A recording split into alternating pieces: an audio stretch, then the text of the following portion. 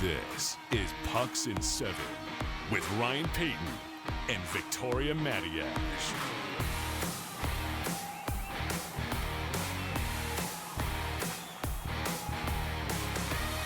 I've already forgotten what episode it was. Vic, what episode are we on? 6? Number 6. 6. Number 6. I started last week with the 5, and then you counted for me, and so I completely messed that up. Episode 6, Pucks in 7. We're back. A very exciting show today. First of all, Ryan Payne, Victoria Matiash, brought to you as always by Sprott Money, and we're very excited to team up with them this year. We know every dollar counts. We're excited with them. Canada's leading precious metals dealer since 2008. They've been the go-to for investing in physical gold, silver, and platinum, and some of that as well. It's gold's outperforming all majors in 2024. It's surging. It's not just gold seeing gains. Silver demand is also exceeding 1 billion ounces, they say, by 2025. So if you want to get invested in this, this is the time to do it. You can log on to sprottmoney.ca. That's SPROTT money.ca. Use promo code PUCKSIN7. Get $10 off your first purchase, or give them a call at 1-888-861-0775. Before we get into the NHL stuff and discussions that we have, coming up later on, Vic, we have this man, Iron Mike Keenan, is going to be joining us. And Mike just released this book. Vic was able to get there and have a discussion with him. And he's been doing, I don't even know, around the North American tour kind of thing. But we're really excited to have Mike on. We're really going to go in depth with Mike. You know, not just cover to cover on the book, but really dive deep into some stories, because there's amazing ones in this book. This is pretty much our best, sexiest episode ever, isn't it? Of Pucks in 7 in Pucks in 7 history.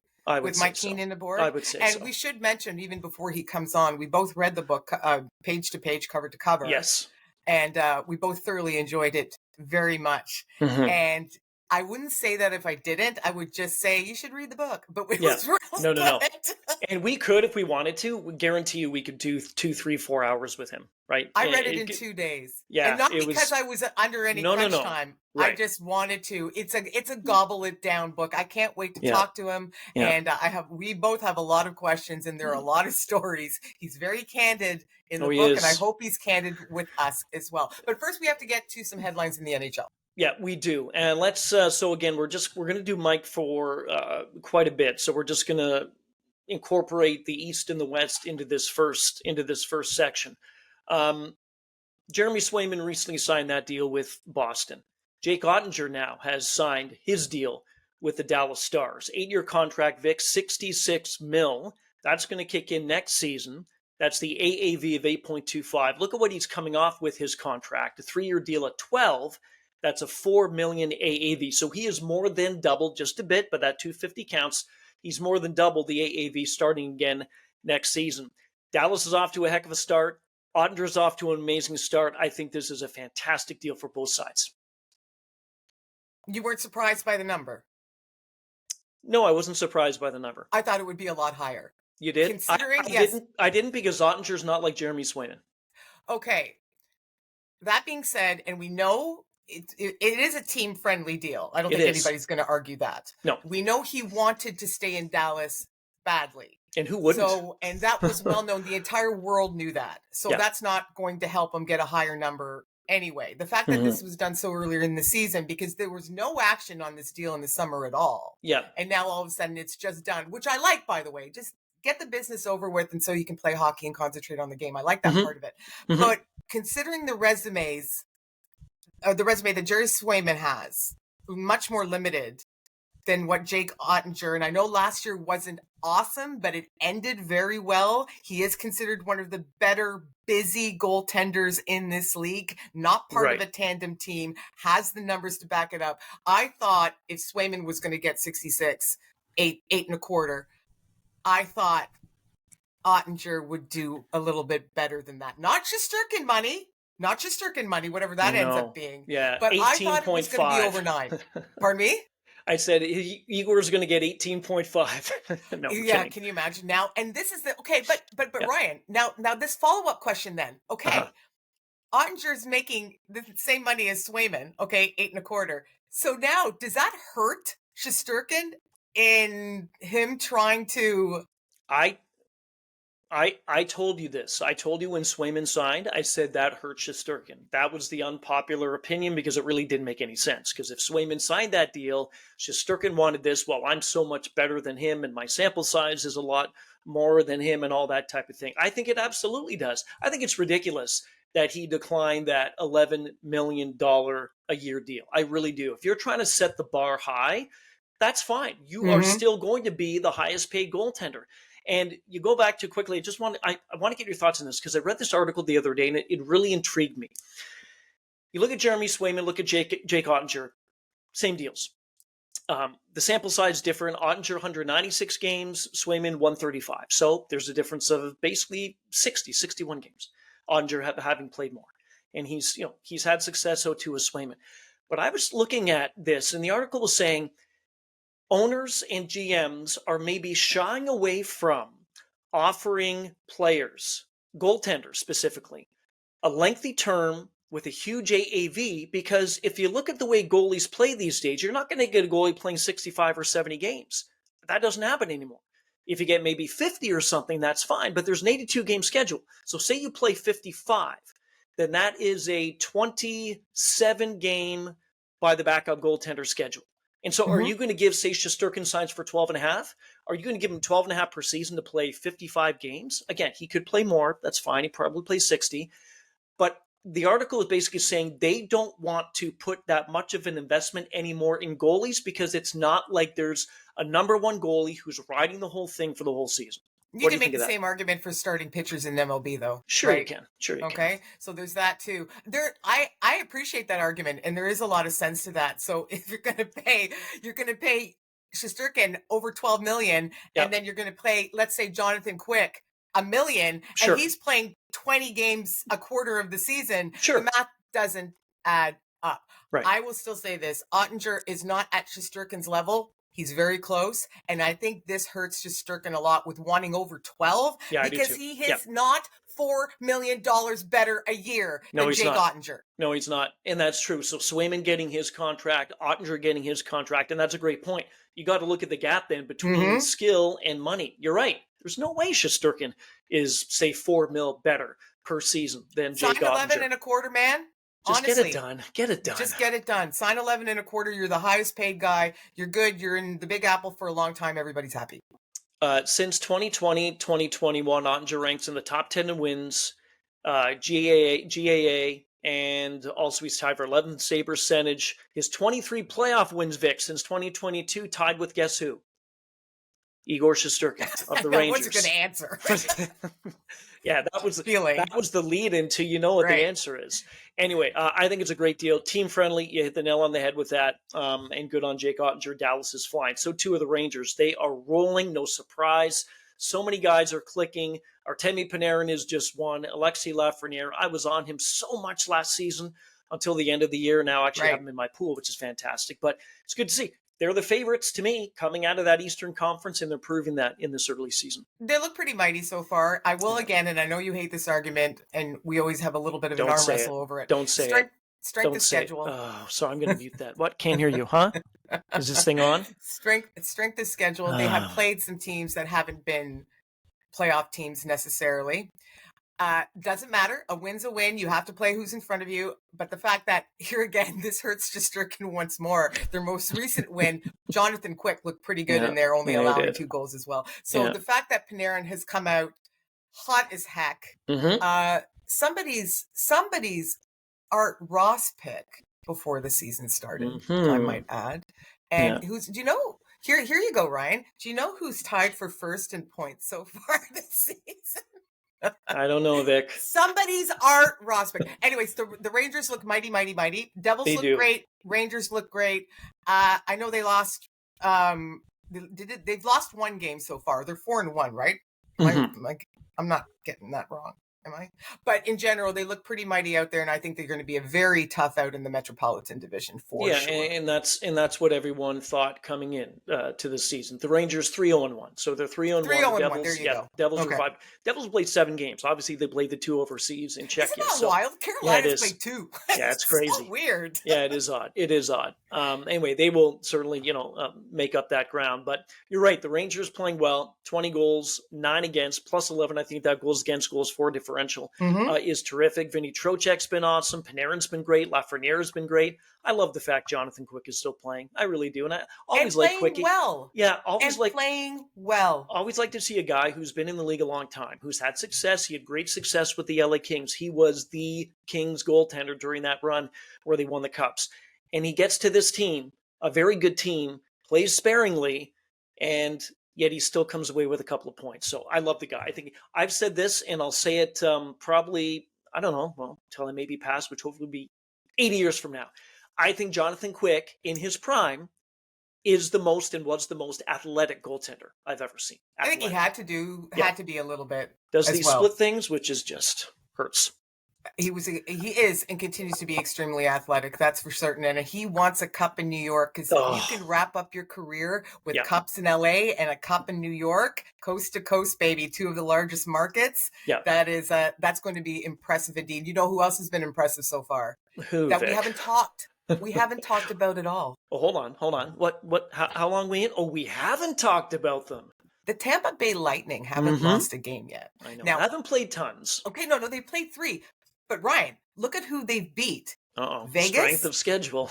Vegas, yeah, Vancouver, and the Hurricanes. Right. 3 solid playoff teams from last season, projected again to be playoff teams by many pundits this season. Right. And they've just quietly, when everybody in the offseason legitimately, Steven Stamkos is gone, oh my goodness, Sergachev is gone, oh my goodness.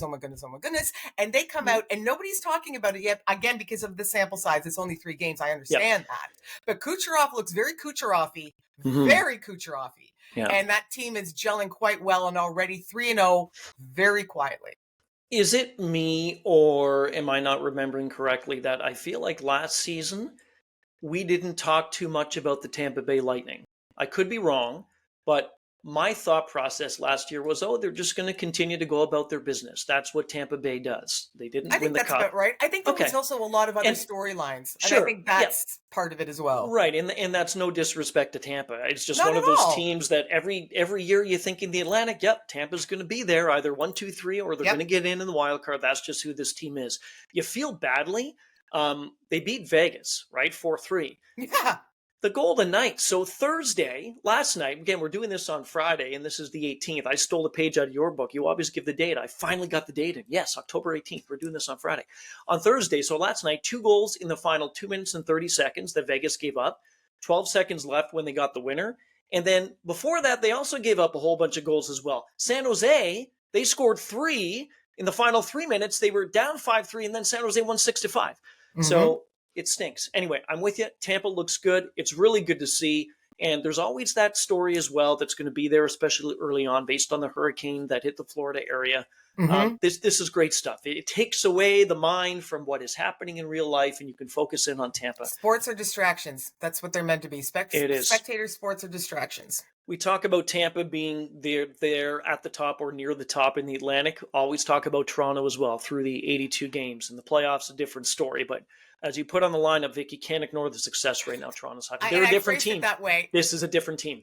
I phrased it that way because we have been accused of spending too much time on the Toronto Maple Leafs by some of our precious listeners. Anywho, we can't ignore them right now because they are 4-1. The one game they lost, they ran into an incredibly hot Sam Montembeault in the opener in Montreal. 48 shots or whatever it was. I mean, they got goalied in that game. I don't think there's any question of that. And they've won every game since. What I liked most about the recent win over the LA Kings, the power play got back on track.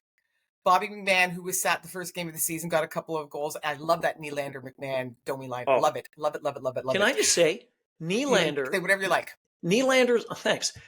Oh, well, no. Nylander's in an extra gear this year. Yeah, he looks a lot. He's fast, but he looks a lot faster. Ryan, he was sick. He was under the weather. He was a game-time He was was a game time fine. decision. But He's he still looked fine. like $1 million out there. Unbelievable. He's just so smooth. Anyway, continue. What else I loved was the Austin Matthew goal. Not the fact that he Yes. scored the first goal of the season so we can all shut up about it, but the fact that he whipped on it, he flubbed it, Yeah. and then cocked and kaboom.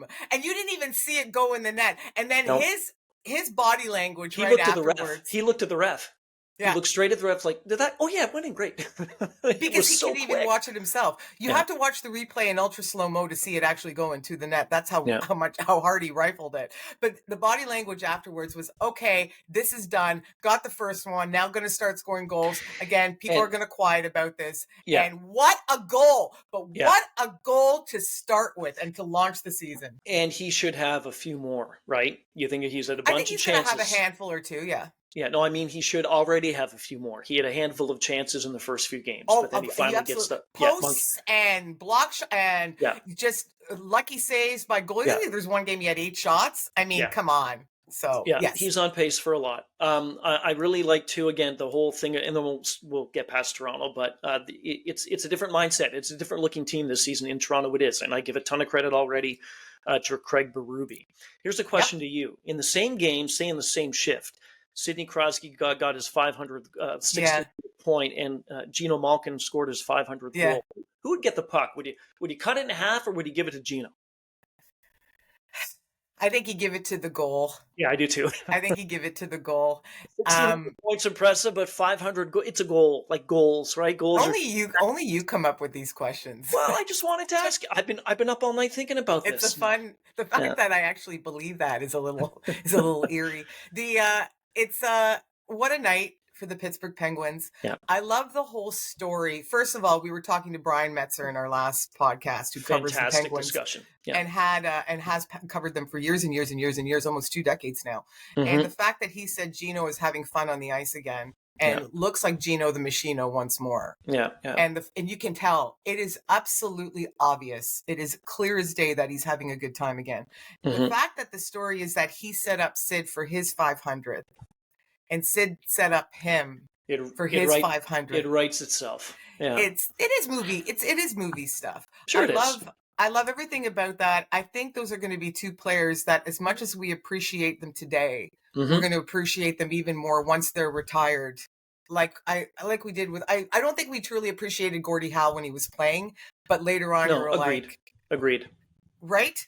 And I think there's going to be a little bit of that. Hey, we like the guy a lot, and we're like, wow, Sidney's so great. But I think it's also something, him and Gino, it's something that we take for granted. The 2 of them are on the same team. It's very Yager Lemieux-ish with the Penguins, right? It is. And there's 3, speaking of that, there's 3 in Pittsburgh history that have at least 500. That's Lemieux, of course. If he was healthy, he would probably have 1,800.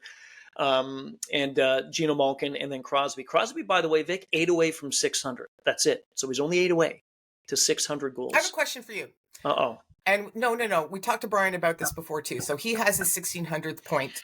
He has 2 years left on his contract after this year. So he's playing 3 more seasons because this one is just underway. 3 more seasons. Yes. So he's going to be 39 and 40 by the time that all wraps up. Mm-hmm. I think there's a very good chance that he's going to sign for another year or 2 afterwards because he's Sidney Crosby. He's a machine. And why wouldn't he? I do too. And the reason, and the reason is because of the love of the game. Okay. Yeah.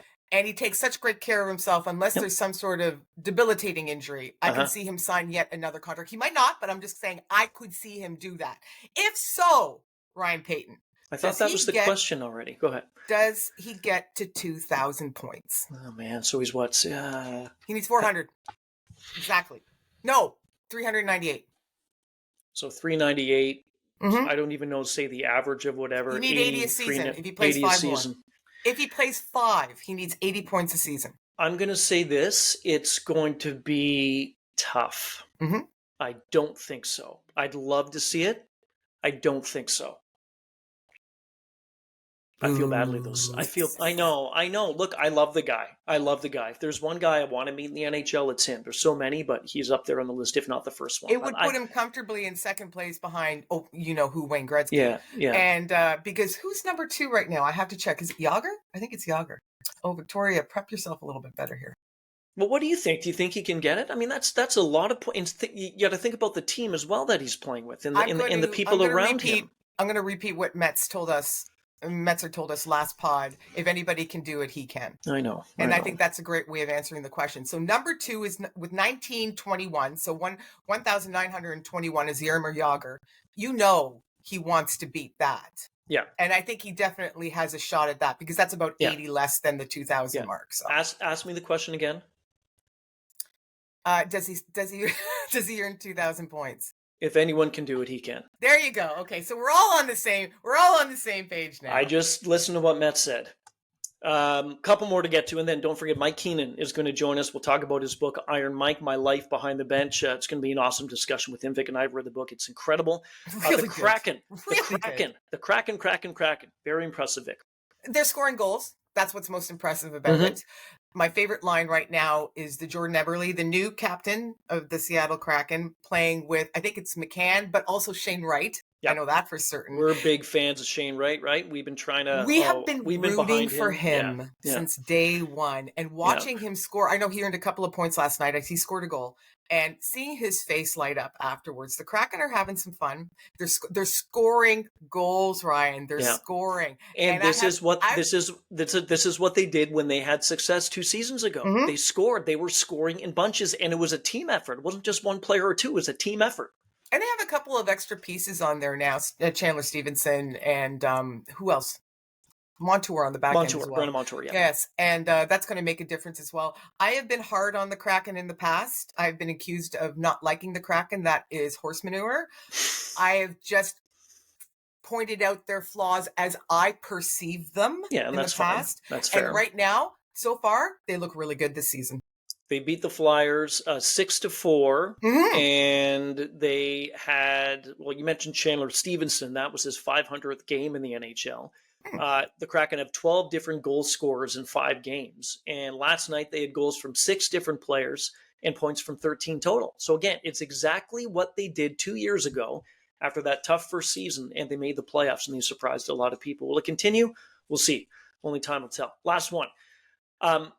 You and I can go back and forth in this because I think the answer is quite aggressively no. Is Chicago better than we think? No. Your turn. I do. Because of one particular player. Okay. Nick Foligno. No, I'm kidding. That was Bedard. And I'm not knocking Nick Foligno. He's actually playing really well because he's playing on a line with Connor Bedard. And he's scoring as well. I'm a big Nick Foligno fan. The fact, watching him last night, that guy's magic. He already has 7 points in 5 games. Yep. If you had asked me, can he register 100 by year's end, I would have said no. I think he's a point per game player this year. Watching him play last night, a Chicago win, by the way, I might have to change my mind in that regard. They just look a little bit better. Are they tons better? No, not yet. Tyler Bertuzzi showed up last night for the first time this season. That's going to make a big difference if he can get his act together on that team sooner than he did, with the Maple Leafs last year. Tara Vinen is a great addition as well. And Connor Bedard wants to win hockey games. Can I just interrupt for 1 second? Of course you can. Who did they play last night? Somebody not so great. San Jose. Yes. So you want to talk about strength of schedule? They should beat San Jose. And they beat them 4-2. The games before, they lost to Utah, lost to Winnipeg, beat Edmonton. Edmonton's been not very good. They lost to Calgary. Calgary's been playing well. Utah's been playing well. Winnipeg's been playing well. So that means to me, Chicago's not anywhere better than they were a season ago. But I will agree with you with this. There's something different about Bedard. And this is a young kid who grew last year. And he to me is somebody, and I think I said this about John Cooper, just how calm he is most of the time. You can light a fire underneath Cooper's foot and he'll say, oh, that's hot. Ouch. Same thing with Bedard. It just seems he doesn't get rattled, and he's so young. And as long as he stays healthy, I'm with you. I can see this guy at some point easily getting 100 points. But not this year. No.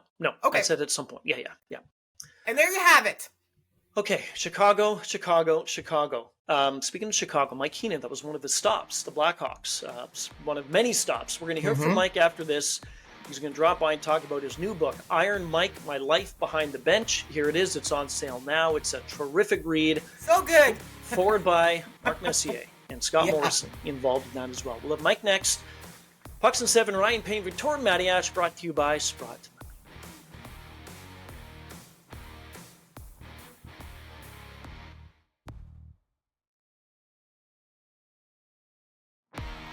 Welcome back to Pucks and Seven with Ryan Payton and Victoria Matiash.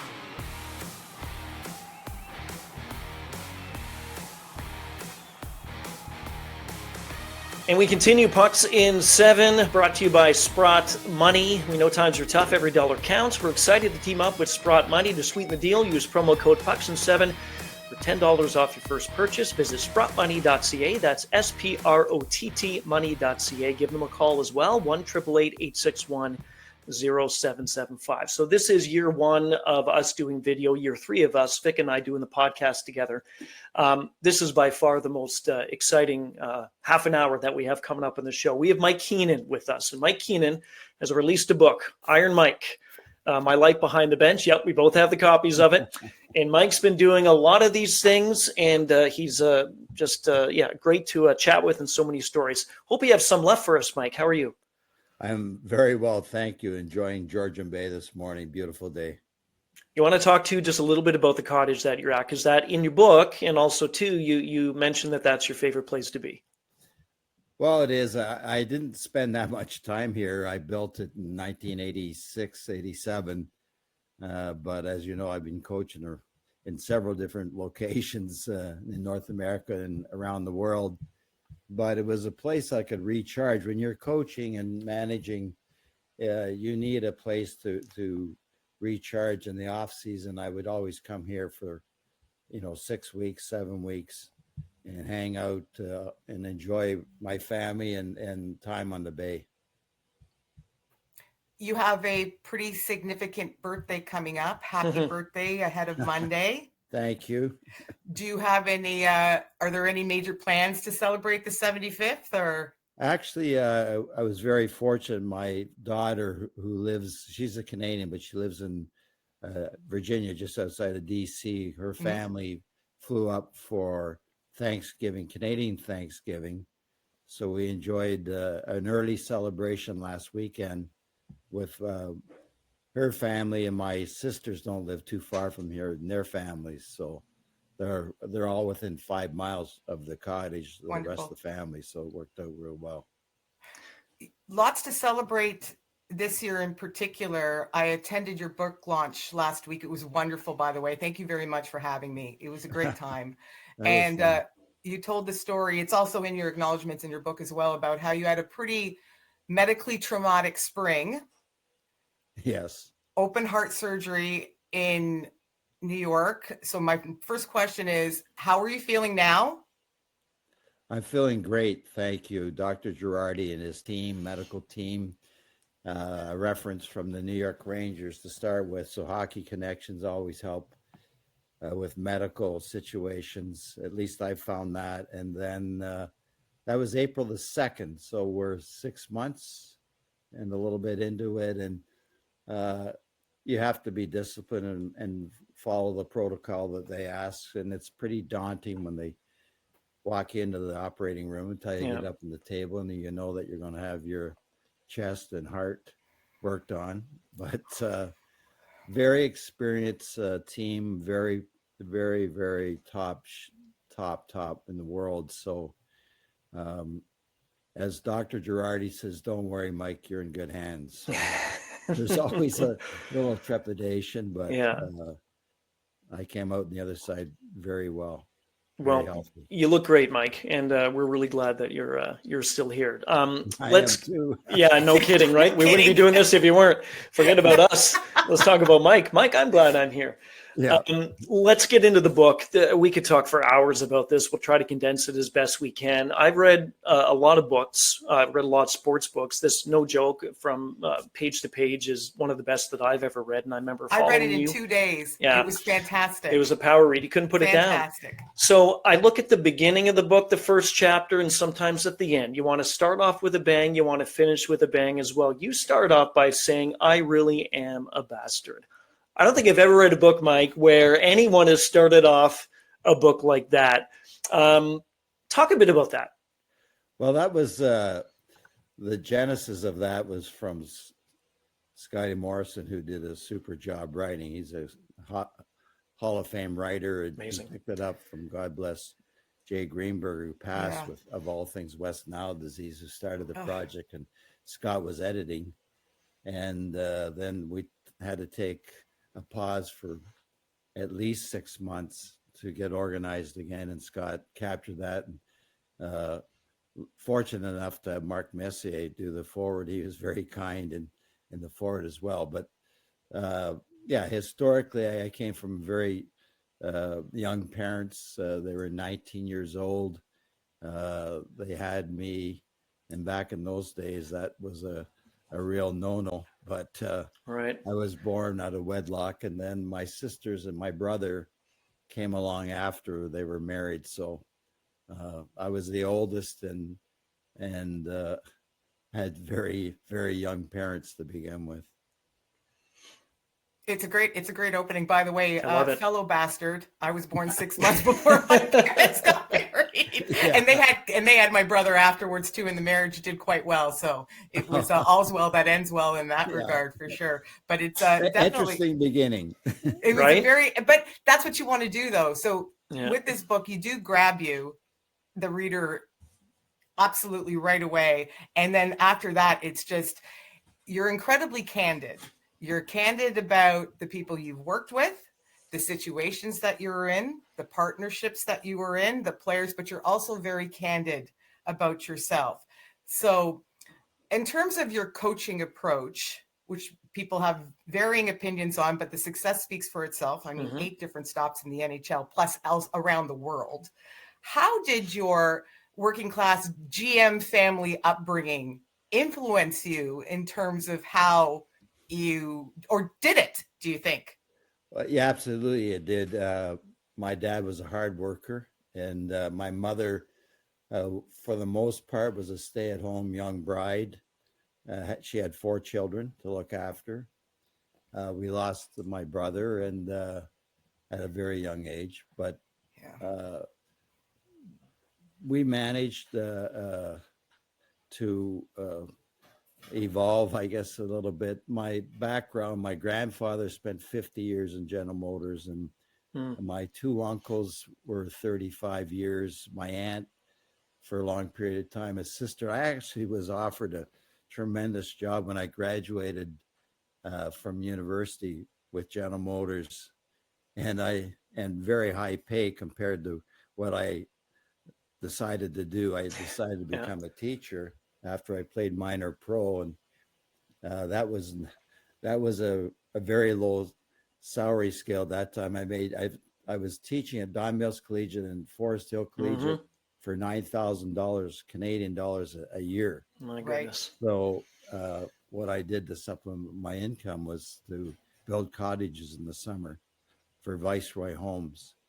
But it was humble beginnings, but we never felt like we were destitute or in trouble. My mother, very influential, was determined that she must have saw something in her oldest child, that she said, I don't want you and our family to live like this again. So I don't know if I made the right choice when I went for $9,000 a year to teach school, but that evolved into my career, and it worked out well that I was able to. I have a little bit of a compound here on the bay, and my parents both lived here until they passed. So that was a nice give back to them and to my sisters. That's wonderful. Yeah, it is. My spouse was a fellow spot welder in his summers when he was at U of T. He comes from his father was a GM, his uncles were a GM. He grew up in Oshawa. His grandfather worked at GM. His dad drove a forklift. His uncle worked at the truck plant, all of it. And he said it was great money in the summertime to work the line as a spot welder in between university semesters. And he hated it a lot. He said it was really hard work. I can attest to that because I was a spot welder as well. And my father, and all the relationships, I mean, over 100 years of Keenan in General Motors in Oshawa. And so I was able to get summer jobs. And the one summer I was a spot welder, and it was a dirty job, and your face is burnt, your chest is burnt. But I still recall going to the exit my last day. I said, "You guys will never see me here again." Right. So, Right. And they but it didn't, was right? good money for a summer job. Yeah. Let's get into coaching, different levels, NHL, Canada Cup. We can talk about that in a bit too. Jeez. But do you think, as coaching, you talked about being a teacher. Has coaching always been in your blood? Well, I started. My first coaching job or opportunity to coach was Whippy Senior A. Mhm. So I had a lot of professionals playing on the team and noteworthy professionals. Many had played in the NHL or the WHA, and then I was injured very badly. I broke my shoulder very badly, and I couldn't play anymore. So I coached the rest of that particular season. Then I went in and I was coaching at Don Mills Collegiate. The first real coaching job I had was lacrosse. I played lacrosse. Whitby, Oshawa was a big hotbed for lacrosse. So we won North York Championship, and then I moved over to Forest Hill. Now I was coaching Forest Hill Collegiate. And at the same time, Junior B in Oshawa, we won 2 championships there. And I was there for 5 years. And then I had the opportunity to go to Peterborough, and Peterborough Pete's offered me the general manager and coaching job. And I went to Whitey Clayton, who was a University of Toronto graduate, as I was, postgraduate. And he offered me a sabbatical. He said, "I'll protect your job for a year. Go try it." So I did. And then we went to Memorial Cup, and then Scotty Bowman came along and offered me a job to coach Rochester. So I went back to Whitey and said, "I'm going to try this." And Scotty, I said to Scotty, I want a minimum of 3 years because it's a high risk job, which he gave me. And then I moved from there to back to University of Toronto and then on to Philadelphia Flyers in the NHL. So I love the passion and what was really something that surprised me is how much I enjoyed working with those young boys in Don Mills to start with the lacrosse team. And I'd make them run every morning at 7 a.m. along the Don Valley for 5 miles, but I would run with them. I was only 24 years old, I think. So that was part of my development. And then same thing when I coached in Forest Hill, I coached men's hockey. I'd always have practice at 7 a.m. because in the afternoon I was coaching junior hockey. But I also coached women's swimming at Forest Hill. So not very many people would know that, but same thing. Young ladies get in the pool at 7 a.m. and we're going to have a good workout. So you're really well known for your practices and your workouts for sure. I want to circle back to the Pete's and the Memorial Cup. Yep. Because that's maybe my favorite chapter in the book. So setting the scene, what is your reaction to this day at accusations that you threw that game against the Royals to have the easier matchup? Well, that was, certainly anyone that knows me, that wouldn't be in my DNA. Exactly. So that's out of the question because I was so intense. I took losing personally. I was so intense about winning. I don't know why I got to that level, but that's the reaction that we had. And God bless Brian Murray, had a lot of competition in the NHL American League after that. But that is absolutely an accusation that has no foundation whatsoever. So I think it was kind of sour grapes. But they were hosting the tournament. And by the way, the Major Junior A changed the format after that. And now there's 4 teams, a host team, but it was quite controversial. That's for sure. They brought in a live chicken. As you see, the live chicken. My good friend Dale Howardchuk, God bless his soul too, ends up winning the Memorial Cup. It's still the players getting pelted with the eggs and bringing of the live chicken, the Pats, that we should say the Regina Pats fans or what have you. That is definitely one of the more raucous stories that I've read about the Memorial Cup. No kidding. They changed the rules and the format after that. Jeez. Yeah, I had quite a few eggs on my suit and ripping off. But, it was a little bit dangerous, actually. I imagine. You know, I don't know where the security was in the building, but it was non-existent. No, they probably took the day off, I think. Day off. Mike Keenan with us. His new book, Iron Mike, My Life Behind the Bench. It's a great read. Let's get to the NHL, then we'll talk Canada Cup too, because that's a huge part of not just your life, but Canadians' lives, and three arguably of the best games that I've ever seen hockey at any level. You went into Philly, you got the job, and you had great success early on. Are you in the mindset when you took that NHL job that you wanted, I know every coach wants success, but did you think that you would have immediate success in Philly like you did? Well, I was pretty confident young coach. My father-in-law at the time was questioning my decision-making because I was getting paid the highest amount of college coaching funds, I think, in Canada, $75,000 at a prestigious university. And that family was very academic. My brother-in-law was the dean of dentistry. My sister-in-law was the chairman of the English department at the University of Calgary. As I said, brother-in-law, dean of dentistry at the University of Toronto. So they said, for $5,000, why would you leave that job? And I said, because I want to try it. And then in the negotiations with Bob Clark, Rob Campbell, my agent at the time, I asked him to leave the room because it was going nowhere. Bob was in his first year of being a manager. So I finally kicked Rob out and I said, Bob, what do you want to pay me? He said, 80, 85, 90. I said, okay, I'll take it, but I'm going to tell you right now, you have to pay me more because I'm confident in what I can do. So I had a lot of self-confidence, a lot of success by that time, and started out with a team that Mr. Snyder said he kissed my butt at center ice.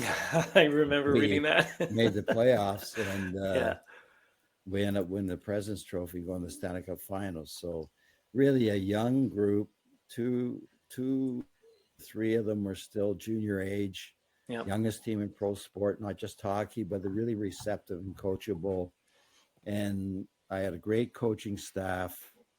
While I was there, we expanded. It was a model from the football model. Mr. Snyder was involved, and we really expanded our coaching staff way beyond any other NHL team, including our assistant coaches and strength and condition, mental, video coach, special teams, goalie coach. So it was expanded, and we had a really great group of young players to work with. You were at the forefront of that, of hiring consultants and specialists and focusing on video. You concentrated on fitness like it hadn't been done before. Did you feel like you were breaking new ground as an NHL coach in that regard, especially such a young one? Mm-hmm. Well, I was, from my background, my teaching background, I had a degree in science and then physiology and biology and understanding the human body. I studied humanity and physiology, as I said. So, and then E.J. McGuire and Ted Sater, who worked on the ice with me every day, were both college graduates. So it was kind of different in the fact that Paul Holmgren came in a little bit later when Teddy went to New York. But, then the specialists, we have Billy Barber, Hall of Famer for skills, Pat Croce, way ahead of everyone in fitness, Bernie Perron, Hall of Famer for goaltending, Cal Botterill for mental skills. So we had a really elaborate group of professionals working with young people that was on the cutting edge. I mean, E.J. McGuire flew out to British Columbia to meet a professor and develop time on ice before they even had it in the NHL. We were the only team that had time on ice in the league. And it was a lot more elaborate than the one that they're using today. Right. So, I started that when I was coaching in Peterborough, some influences there, Roger Nielsen, we had video, and Scotty Bowman had coached there before. And I had developed that even when I was coaching junior B in Oshawa. I used a lot of physiology and then the mental skills and developing mental toughness. And right from the beginning of my career, I was fortunate to be exposed to those aspects of development for human physiology and psychology. One of the greatest moments for you, number one, you can coach in the NHL and coach very good hockey teams, but to coach just basically an all-star team from Canada in 1987, can't we be remiss if we didn't ask you about the 87 Canada Cup? One of the things that you, I believe, prided yourself in when you coached was keeping the opposing coach kind of off his game, so to speak, with different line combinations. I think I have this right, Mike. I think in one game in the Canada Cup, you used 27 different line combinations. Okay, so you're smiling and you're nodding. That's correct. That's a lot of line combos, right? Keep the Soviets off. Talk about the experience. Number one, you had to cut a whole bunch of future Hall of Famers. That must have been tough. And then secondly, those 3 games. And again, that Gretzky to Lemieux, Canada with the lead. Yeah, I was fortunate to have that job. Glenn Sather was offered the job first, and he declined and suggested to Al Eagleson that they hire me. We had just played the Game 7 for the Stanley Cup against Edmonton Oilers. Right. And he had coached previously, but he was doing both jobs, and he deferred it to me and said that Mike should coach this team. So I don't know how brilliant you are, or I was, but I had to cut several Hall of Famers. But we kept several Hall of Famers. Right.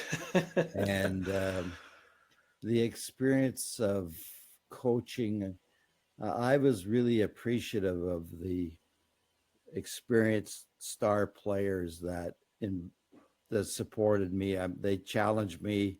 They thought at one time I was maybe working them a little bit too hard, but Wayne Gretzky and Mark Messier, Raymond Bourque were the captains, and then we could name several other Hall of Famers that were on the team, and they were willing to accept their roles. They were a little bit hesitant about how hard I was pushing them, but when I suggested to them that there's only one alternative for Canada against the Soviet Union, it had a greater life than hockey. It was communism versus capitalism, and the pressures, and the nation was expecting us to win. Canada was expecting us to win. And we were playing against a team that had trained for 11 months. Right. We only assembled in July, and we're now playing early September for the Cup. So it was a trial and error, but something had to be done dynamically and quickly. And the players responded. I can remember the first practice, and I was a little bit nervous, to be honest with you, because now I've got all these superstars, and Wayne Gretzky comes out, and the first practice is at 12 noon, and he comes onto the ice about 11:59 and 50 seconds, and he comes right over and he pushes himself against my shoulder and said, "Guys, let's do what Mike asked us to do." But he'd gone through like 100 media people trying to get on the ice. That's why he was cutting it close. Right. But when he stepped on the ice, I looked at him and his eyes lit up. And I said, "Oh, this is where he loves to be." Yeah. I mean, he was gracious with the media, but he just loved to be on the ice, as was the case with the rest of them. So it wasn't without challenges, but we came together, and of course, they describe it, the best players say it's the best hockey they ever played. Yeah. We remember it. Ryan and I are of a vintage. We remember it. We remember it very clearly. It was one of the first times watching international hockey for me that you were wowed. for Yeah, certain. I'm not underscoring 72, but Mm-hmm. the level of play and on the level of talent on both teams was extraordinary. I want to So flip back quickly to the NHL. Stop number 2 was Chicago. Can you tell us about the first time you met Jeremy Roenick, please? Speaking of bumping shoulders. yeah. So Yeah. I'm in a restaurant the night before with my staff and before our draft, and that's quite common. You take your staff out and you have dinner, Sure. and you go back and you get more prepared for the draft. And I'm in the washroom at the urinal, and I have this tap on my shoulder, and I turn around. It's Jeremy Roenick. He said, "You better draft me tomorrow." I said, "Would you mind if I finish? If And I then we could talk about it in a second." So, the brash Jeremy Roenick showed up Yeah. immediately, and we did draft him the next day, fortunately, and he played really well. Now he's going to go into the Hall of Fame Right. Yeah. next month. So, yeah, that was a quick introduction to Jeremy, but a great friend, excellent player. I had a great team in Chicago too. We developed a great team over time, and a team, as was the case with the Flyers and the other teams, we had a personality. Mm-hmm. And you got the likes of Chelios and Balfour and Roenick and many others, but there was always a lot of challenges keeping that group focused on the right direction. But Right. A they lot were of personalities they on were that team. great Yeah. to coach. I loved them. I've always said, Mike, I haven't coached, but I've always said that you can have a great team, but sometimes those great teams, even though the results are fantastic, it's hard to manage the egos. And that's where really coaching really comes into play, because you've got to keep everyone on the same page in the right direction, make sure everyone's happy. But I know that takes a lot of time. Speaking of the stops you made in the NHL, I want to get as much in as we can here with the time we have left. The stops you made in the league, what was the toughest team that you coached? Toughest team to kind of let that you really had to push to get the most out of? Well, there were a few teams, but probably one of the most difficult. I went into Vancouver in November. Yeah. And there was a dichotomy in the room, and that's counterproductive to any team being successful in the NHL or any other level, but particularly the NHL. So that was difficult to start with. And then I was in a position, there was no manager, so I was given the responsibility by the ownership to try to correct the situation.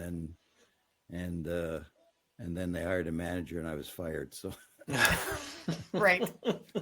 So that'll be That ended that. You can find that out maybe a little bit more in the book. Yeah. We will leave it at that. That's a good tease, because there's a lot of different relationships, some easier than others, that you had with different owners and managers throughout your 8 stops in your NHL career. Of course, you're also known, your nickname's Iron Mike. You're known to be a hard-nosed coach, worked better with some players than others. What's one player that you dealt with in any of your NHL stops that your approach to coaching really brought out the best in that player, would you say? Well, that's I had a lot of players that I challenged to make better, to become better, and they did improve. Rick Tocchet comes to mind. Okay. When I first coached him, I think I made him play in every preseason game. And then going into game 1 of the regular season, Rick, I'm not sure whether you can play or not, because your skating is a little tough. And I said to him, "Can you play?" He said, "You're F and right, I can play." So, of course, he had a great career. And he proved he did okay. He found a lot of space because he was a fierce competitor and tough. So that's just one example. The guy that played for me the most, and again, a lot of these people have passed. Mm-hmm. The guy that played for me the most number of games in the NHL was Peter Zezel. Right. Mm-hmm. And Zez, hard-nosed grinder. He started as an 18-year-old, and he was a young boy. Mm-hmm. But he managed to have a very good career. There's just 2 small examples amongst many others that even Jeremy Roenick said, he was on the fast track to improve. We made a tremendous trade in moving Dennis Savard to Montreal for Chris Chelios, but I was relying on Jeremy to become a number one centerman, which he did, and he played with two very, very special players in Goulet and Larmer that really helped him.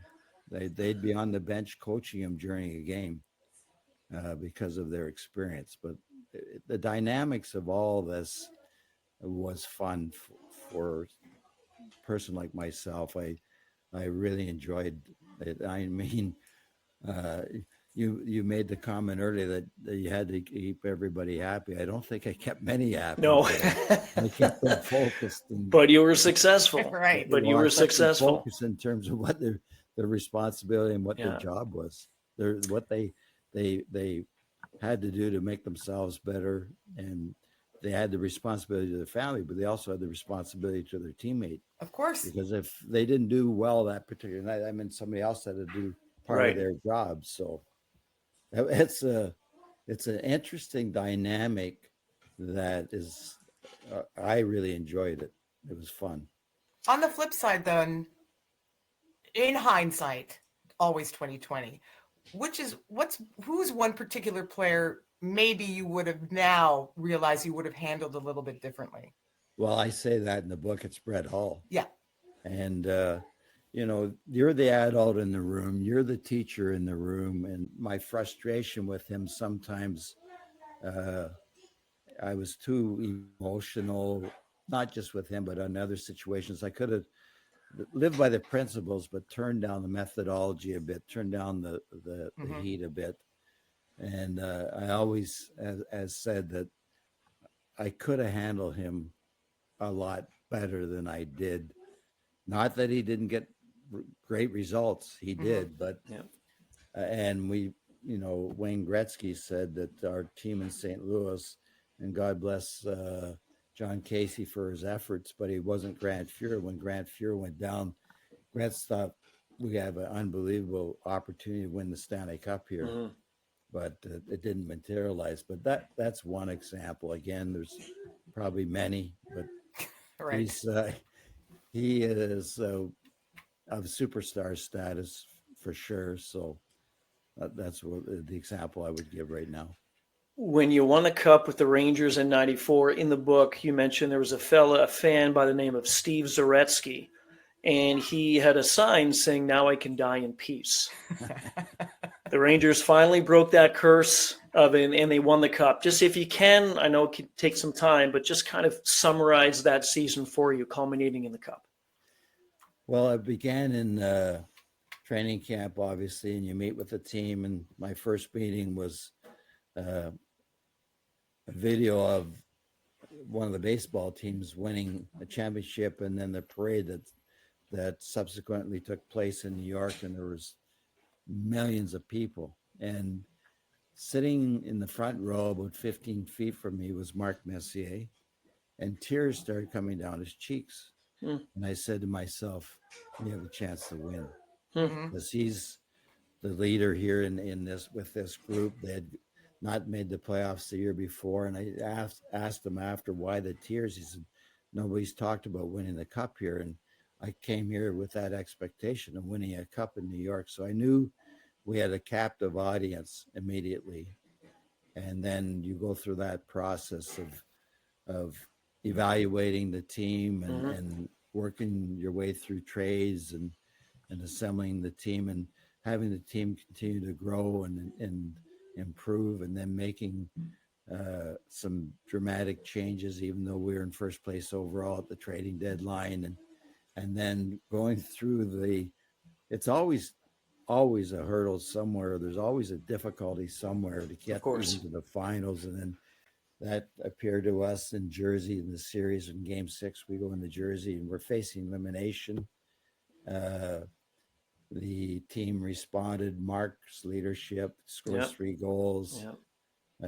Mike Richter bailed us out in the first period. So, and then to go to Game 7 again against Vancouver, and it was marginal. I mean, they hit the crossbar late in the game. It could have gone either way, but We had enough experience to, I guess, withstand the pressures and expectations of a very dynamic city, Yeah. New York City, and then the expectations of not winning the ghosts of 54 years. And so that was a great celebration of the Stanley Cup for the city, and I think for the game, the way the series was played, it was very dramatic and a lot of exposure.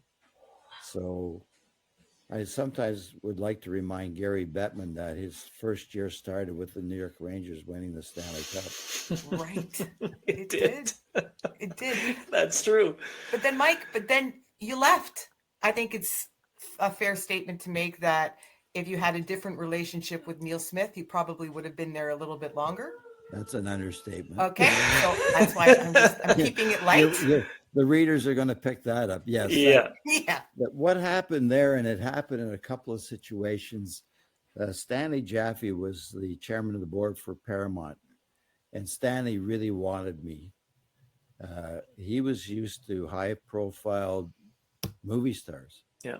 And then the team was sold in March. He was fired, and the team was purchased by Viacom, Sumner Redstone. Well, Sumner Redstone didn't know a thing about hockey that I know of. I never even saw him ever. Mm-hmm. And that put Neil in a position where it was a situation where he had a lot more support from that ownership, and we were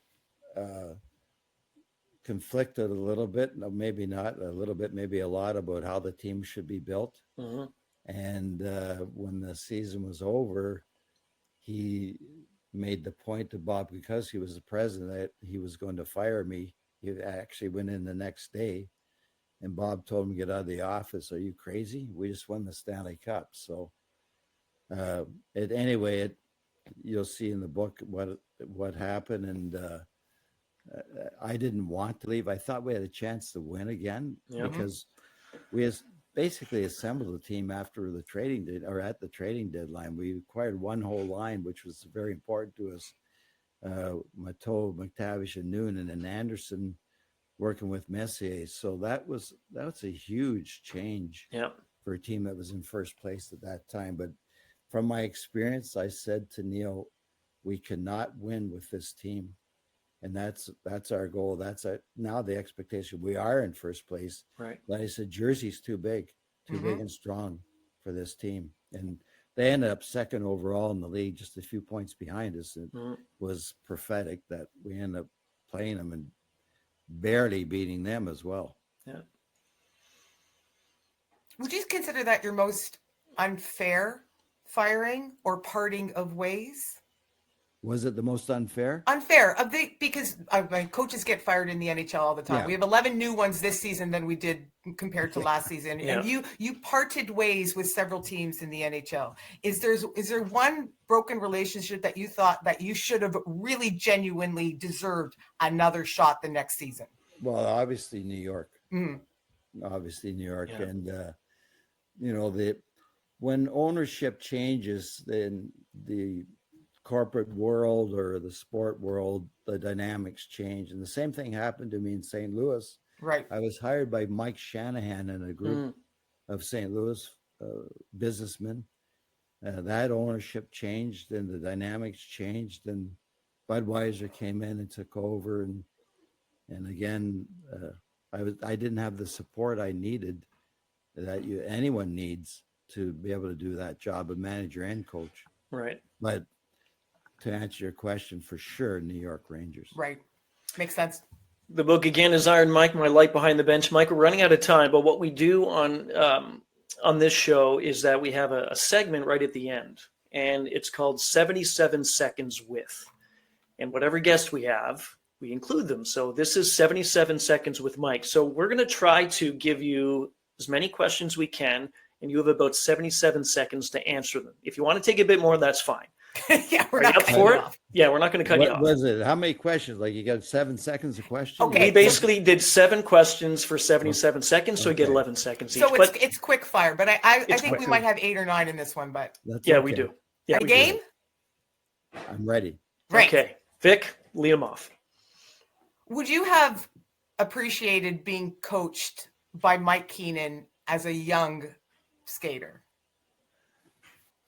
I often ask that question myself, and I did throughout my career. But I want to play for Mike Keenan. I'm not sure. I love the think honesty. The answer is yes, because I enjoy winning. Right. Good one. Describe Ron Hextall in one word. Ferocious. Best building to play to coach in as a visiting team. Chicago Stadium. The worst building to coach. Chicago Stadium. That's awesome. I Yeah. love that. Best player you ever coached, not named Gretzky or Messier. Wow, I coached about 50 Hall of Famers. I'll throw in Chris Chelios That's a good one. and the rest. Right. Because That's a good it's hard summary. to separate them. All Of course. 50. One former player in your mind that deserves to be in the Hockey Hall of Fame. Steve Larmer. I knew it immediately because you mentioned it over and over again in the book. Yeah. And by the way, I think you're I right. agree. I agree. I agree as well. Yeah. Are you still mad at Nick Kyprios for running Grand Fuhr?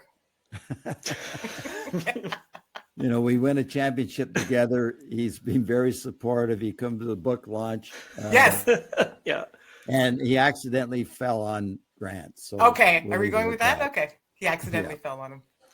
Was playing for the Stanley Cup more significant to you than playing for the French's Mustard Cup? Yes. Yes. Yes. I think that's an easy one. Last one to summarize. On a scale of 1 to 10, how good is your Italian now? 1. Still. Oh, okay. So we won't difference ask him to say was anything. when I worked and went to Russia, I was forced to speak it because yeah. no one could speak English. And Right. when I went to Italy, everybody can speak English. So you're not forced to learn. One very last one. Are you going to give Yep. us a little bit of "I Want to Take You Higher" by Nikki and the Nice Guys? Sly and the Family Stone. There you go. I love it. Mike Keenan, this Thank has you, been folks. It's been fun. this has been awesome. Iron Mike, my light behind the bench, and we'll do this again, Mike. And stay well. Thank you. Thanks for having me.